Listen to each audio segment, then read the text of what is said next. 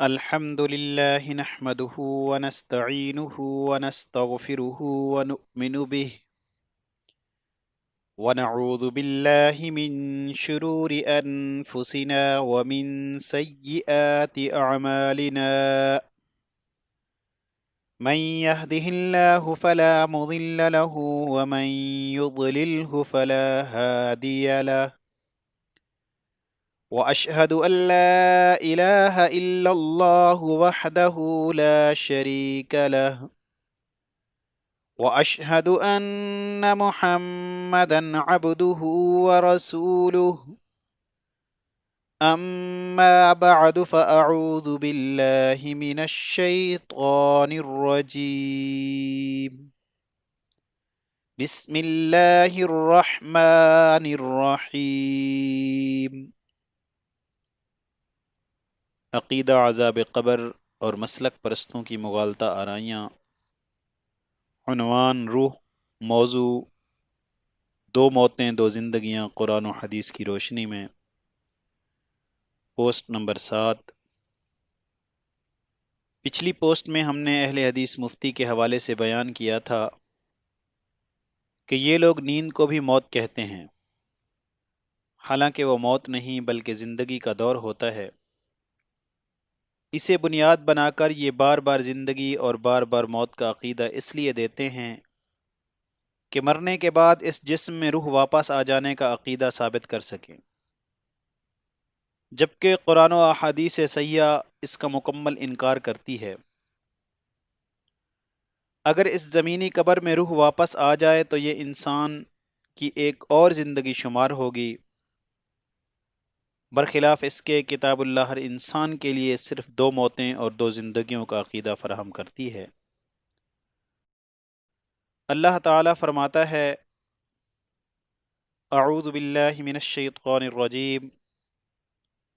کیف تکفرون باللہ وکنتم امواتا فاحیاکم ثم یمیتکم ثم یحییکم ثم الیہ ترجعون. سورۃ البقرہ آیت نمبر 28. ترجمہ: تم کیسے اللہ کا کفر کرتے ہو؟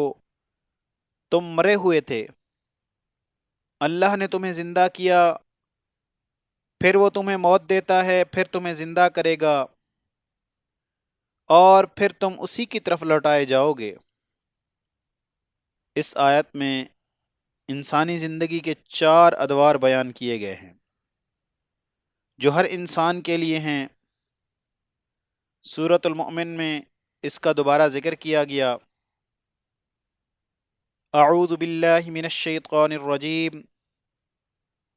قالوا ربنا امتنا اثنتين واحييتنا اثنتين فاعترفنا بذنوبنا فهل الى خروج من سبيل. سورۃ المؤمن آیت نمبر 11. ترجمہ: وہ کہیں گے اے ہمارے رب، واقعی تو نے ہمیں 2 مرتبہ موت بھی دے دی اور 2 مرتبہ زندگی بھی بخش دی، سو ہم نے اعتراف کر لیا اپنے گناہوں کا، تو کیا اب نکلنے کی کوئی صورت ہو سکتی ہے؟ واضح ہوا کہ ہر انسان کے لیے 4 مراحل لازم ہیں: 1 پہلی موت، 2 پہلی زندگی، 3 دوسری موت، 4 دوسری زندگی. پہلی موت کیا ہے؟ اللہ تعالیٰ نے انسانی زندگی سے قبل ایک موت کا ذکر فرمایا ہے. سورۃ الاعراف میں فرمایا گیا: اعوذ باللہ من الشیطان الرجیم.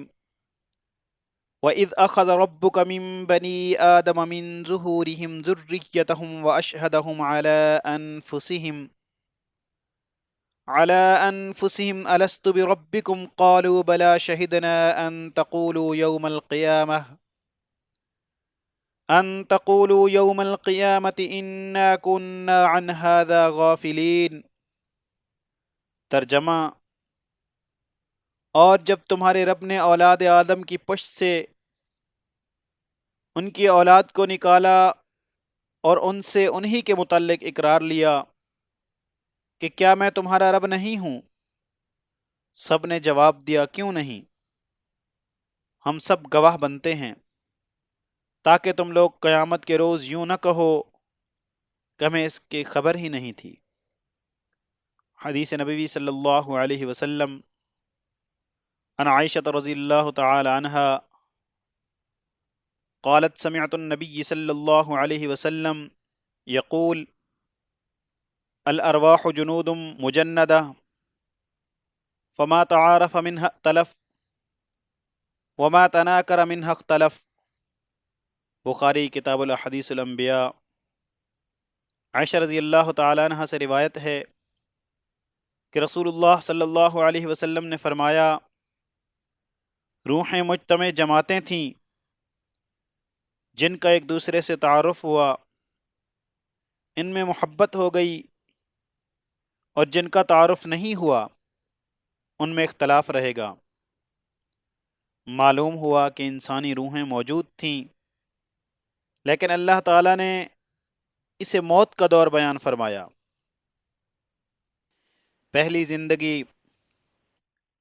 پہلی موت کے اس دور کے بعد انسان کی پہلی زندگی کا دور آتا ہے۔ مالک کائنات فرماتا ہے، اعوذ باللہ من الشیطان الرجیم، وَلَقَدْ خَلَقْنَا الْإِنسَانَ مِنْ سُلَالَةٍ مِّن طِينٍ ثُمَّ جَعَلْنَاهُ نُطْفَةً فِي قَرَارٍ مَّكِينٍ ثُمَّ خَلَقْنَا النُّطْفَةَ عَلَقَةً فَخَلَقْنَا الْعَلَقَةَ مُضْغَةً فخلقنا المضغة عظاما فكسونا العظام لحما ثم أنشأناه خلقا آخر فتبارك الله أحسن الخالقين ثم إنكم بعد ذلك لميتون ثم إنكم يوم القيامة تبعثون۔ سورة المؤمنون آیت نمبر 12-16۔ ترجمہ: اور ہم نے انسان کو مٹی کے خلاصے سے پیدا کیا ہے، پھر اس کو مضبوط اور محفوظ جگہ میں نطفہ بنا کر رکھا، پھر نطفے کو لوتھڑا بنایا، پھر لوتھڑے کی بوٹی بنائی، پھر بوٹی کی ہڈیاں بنائیں، پھر ہڈیوں پر گوشت پوست چڑھایا، پھر اس کو نئی صورت میں بنا دیا۔ تو اللہ جو سب سے بہتر بنانے والا ہے، بڑا بابرکت ہے۔ پھر اس کے بعد تم مر جاؤ گے، پھر تم قیامت کے دن اٹھائے جاؤ گے۔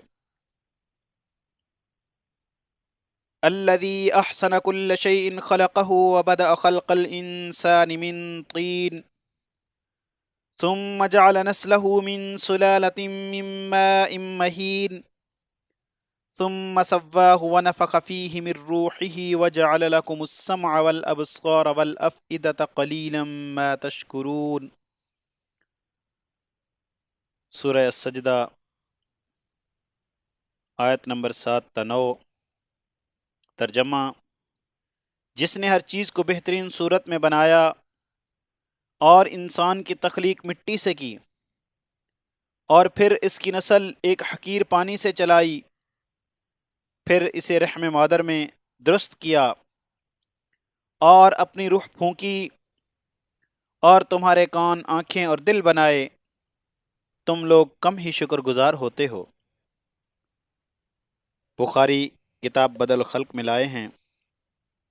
عبداللہ رضی اللہ تعالیٰ عنہ روایت کرتے ہیں کہ رسول اللہ صلی اللہ علیہ وسلم نے فرمایا، وہ صادق و مصدوق تھے کہ تم میں سے ہر ایک کی پیدائش ماں کے پیٹ میں پوری کی جاتی ہے، 40 دن تک نطفہ رہتا ہے، پھر اتنے ہی دنوں تک مضغہ یعنی گوشت رہتا ہے، پھر اللہ تعالیٰ ایک فرشتے کو 4 باتوں کا حکم دے کر بھیجتا ہے، اور اس سے کہا جاتا ہے کہ اس کا عمل، اس کا رزق اور اس کی عمر لکھ دے، اور یہ بھی لکھ دے کہ وہ بدبخت جہنمی ہے، نیک بخت جنتی۔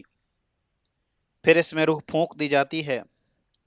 بے شک تم میں سے ایک آدمی ایسے عمل کرتا ہے کہ اس کے اور جنت کے درمیان صرف ایک گز کا فاصلہ رہ جاتا ہے، کہ اس کا نوشتہ تقدیر غالب آ جاتا ہے اور وہ دوزخیوں کے عمل کرنے لگتا ہے، اور ایک آدمی ایسے عمل کرتا ہے کہ اس کے اور جہنم کے درمیان صرف ایک گز کا فاصلہ رہ جاتا ہے، کہ اتنے میں تقدیر الہی اس پر غالب آ جاتی ہے اور اہل جنت کے کام کرنے لگتا ہے۔ اب دیکھیں، قرآن و حدیث کے بیان سے واضح ہوا کہ انسان کی پہلی موت کا دور وہ ہے کہ جب روح موجود ہوتی ہے، اور مگر یہ انسانی جسم نہیں ہوتا، یعنی جسم اور روح کی جدائی کا دور ہی موت کا دور کہلاتا ہے۔ اس دور کے بعد انسان کی زندگی کا پہلا دور شروع ہوتا ہے، جب یہ انسانی جسم بنایا جاتا ہے اور اس میں اس کی روح ڈال دی جاتی ہے۔ گویا روح اور مٹی سے بنے اس انسانی جسم کے مل جانے کو زندگی کہتے ہیں، اور اس دور کا اختتام انسان کی موت پر ہوتا ہے۔ انسان کی دوسری موت پوسٹ نمبر 1 میں قرآن و حدیث کا بیان پیش کیا گیا ہے کہ موت کے وقت فرشتے اس جسم سے روح نکال لیتے ہیں اور وہ روح اللہ تعالیٰ کے پاس لے جائی جاتی ہے، اور اللہ کا فرمان ہے کہ اب یہ روح قیامت سے پہلے اس جسم میں واپس نہیں لوٹائی جائے گی، یعنی اب قیامت تک یہ موت کا دور ہے، جیسا کہ سورۃ المؤمنون میں بیان کیا گیا۔ ثم انکم بعد ذلک لمیتون ثم انکم یوم القیامت تبعثون، سورۃ المؤمنون آیت نمبر 15-16۔ پھر اس زندگی کے بعد تمہیں موت آ جاتی ہے، پھر تم قیامت کے دن اٹھائے جاؤ گے۔ انسان کی دوسری زندگی اوپر بیان کردہ سورۃ المؤمنون کی آیت نمبر 16 کے مطابق اب یہ انسان قیامت کے دن زندہ کیا جائے گا۔ اس بارے میں قرآن و حدیث میں یہی ملتا ہے کہ اللہ تعالیٰ قیامت کے دن ان سڑے گلے جسموں کو دوبارہ بنا کر انہیں زندہ کرے گا، اور پھر انسانیت کا فیصلہ ہوگا اور انہیں جنت یا جہنم میں داخل کیا جائے گا۔ اب انہیں جو زندگی ملے گی اس کا کبھی خاتمہ نہیں ہوگا۔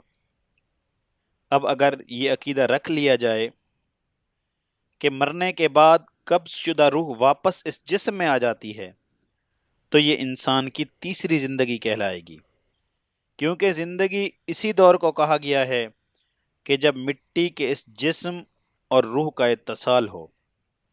یہ عقیدہ قرآن و حدیث کا کھلا انکار ہے، کیونکہ قرآن اس دور کو موت کا دور کہتا ہے، تیسری زندگی کا نہیں۔